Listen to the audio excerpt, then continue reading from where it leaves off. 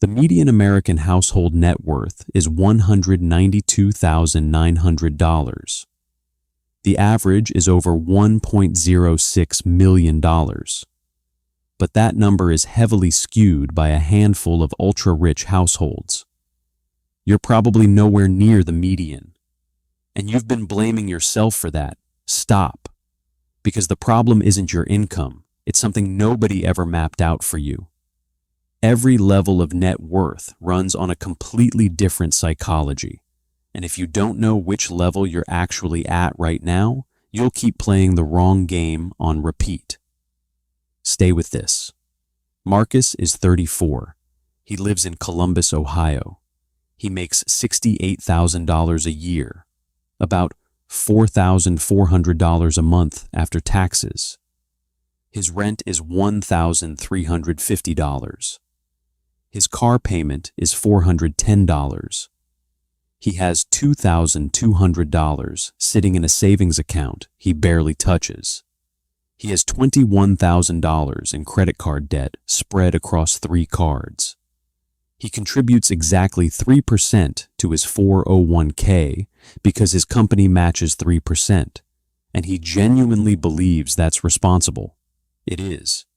But it isn't enough, and deep down, he knows it. Every single month, Marcus tells himself the same sentence. Once I clear this last card, I'll start really building. That day never comes. And that sentence, that exact thought, is the most expensive habit he has. Here's the villain. It's not Marcus.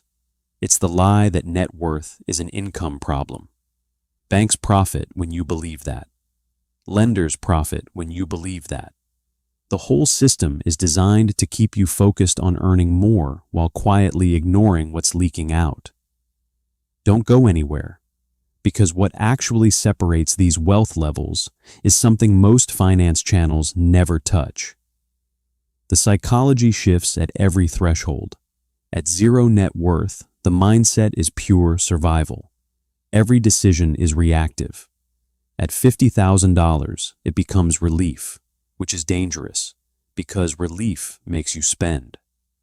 At $100,000, the first real crossroads, most people quietly start living like they've already won. That feeling alone costs the average person 8 to 10 years of compounding. People who cross $250,000 in net worth share one documented behavioral pattern. Not a higher salary, not an inheritance. They stopped making money decisions from their current emotional state. They made them from a written plan they built on a calm Tuesday afternoon. The S&P 500 has averaged roughly 10% annually, including dividends over the long term. Marcus has $300 a month bleeding into things he won't remember in 6 months. Redirected into a Roth IRA starting today, that's over $560,000 by the time he's 65. That money already exists. It's just pointed the wrong direction. One move. Open a Roth IRA today. Deposit $25. Not for the $25, to prove to your own brain that you are now the kind of person who does this. That identity shift compounds faster than any index fund. Earlier, I said every level runs on a different psychology. Here's the answer. The money never changes you first. You change, and then the numbers follow.